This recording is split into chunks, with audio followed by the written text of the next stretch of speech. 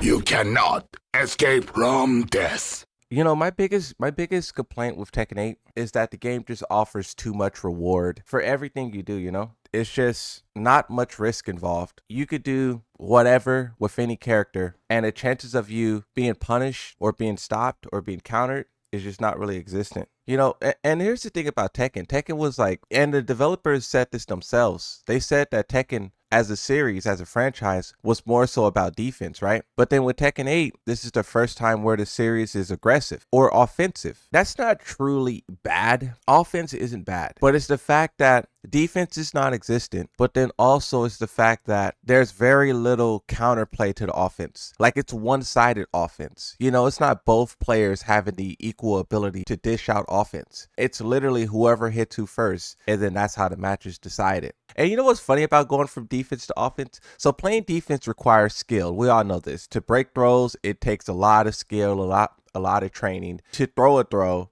no training at all. Everyone could do a throw. And that's kind of how the game operates, where like to do offense, no skill.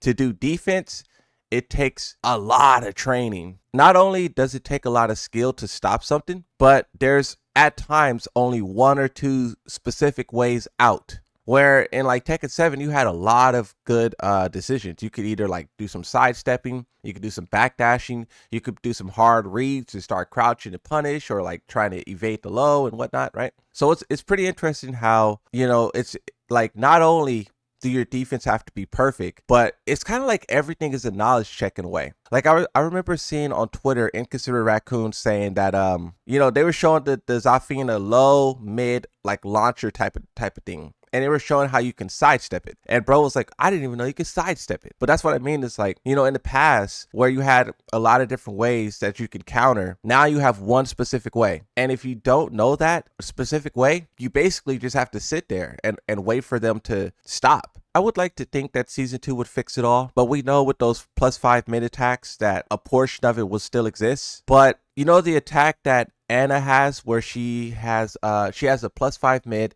on counter hit, she gets a follow-up, right? Now, if that follow-up goes into stance mix-ups, then that would be kind of like obnoxious. If it's just a mid that has a little follow-up, like a little pop-pop, that's kind of much better than what we're used to with Tekken 8. In Tekken 8, you're used to, like, for example, Yoshimitsu flash back to 2. That would be okay, but the flash back 2 goes in the heat, and then you're dealing with mix-ups. I hope that all of those mid attacks that they showed us also operate with that same way, where you only get a little follow-up and it's not like immediate access to stance mix-ups. I would want for the developers to make it a little bit harder to start opposing these mix-ups. A lot of characters could do like 4-4-2s and whatnot, and then you just start doing mix-ups like on block, like boom, throw my character at you, and then now you just got to start guessing. That is such a interesting type of gameplay, because the defender is like, we're literally seeing this random player just spam one ability. That type of gameplay is so unnatural in Tekken. You know what I'm really interested in as well? The combo changes. One thing that I said about combos in Tekken 8 is that they're comeback mechanics. Same way that a rage art would decrease the skill and allow you to keep up, combos is the same thing. If the person makes one mistake or guesses wrong one time, boom, big combo, big mix up, and it's a skill decreaser. That's just how I feel, at least, right? And with that feeling, in season 2, will we see the combo travel cut down? Like, this is something they talked about during the beta, about how combos were going on for too long, right? But, you know, in Tekken 8, you still have like Dragunov and, you know, Yoshi. There's a lot of characters who could just travel endlessly. And I wonder what will they do to make that not possible, because here's the thing too, it's not like it's one type of combo. For Dragunov, I don't know, I can't really say, but Yoshimitsu, you can kind of do whatever little nonsense combo you want and you can reach a wall. I wonder how they will nerf not just Yoshimitsu, but all the characters who are traveling across the whole entire environment. Because you know what they said as well? They said the stages in Tekken 8 are bigger than Tekken 7, but it doesn't feel that way. All these stages feel way smaller. I wonder how will they nerf the heat system and combo travel in order to not allow it. Tekken 7 is way better. They're milking Tekken 8. The game needs to try again. I mean, I would agree, but I also think it's necessary to a degree. When players start throwing around the word milking, that's basically them saying that they don't feel like their money is worth. Like, there's a lot of other franchises that charges the same amount of money as Tekken, if not more, but the players there are more satisfied because they feel like it's more worth for their money. Like in Marvel's Rivals, those Marvel's Rivals developers are doing a very good job of milking the game, right? But the players don't really view it that way. They don't really say that because they feel like, one, it's a free game, right? The game is free. But then two, they feel like the content and the quality of it is amazing. The thing with Tekken 8 is that they're recycling a lot of old stuff from Tekken 7. Now, when you're switching from Unreal Engine 4 to Unreal Engine 5, you're going to have to create a lot of new stuff from scratch. And it's going to take a lot of time. And I have no problem with them charging for some of this stuff. But when you're reselling stuff, you need to make sure that it's still like worth the consumer's money. If you know you have to put this outfit in the game and it was in Tekken 7, it was in Tekken 6, it was in Tag 2, that should be motivation to go above and beyond and make sure it's worth the dollar.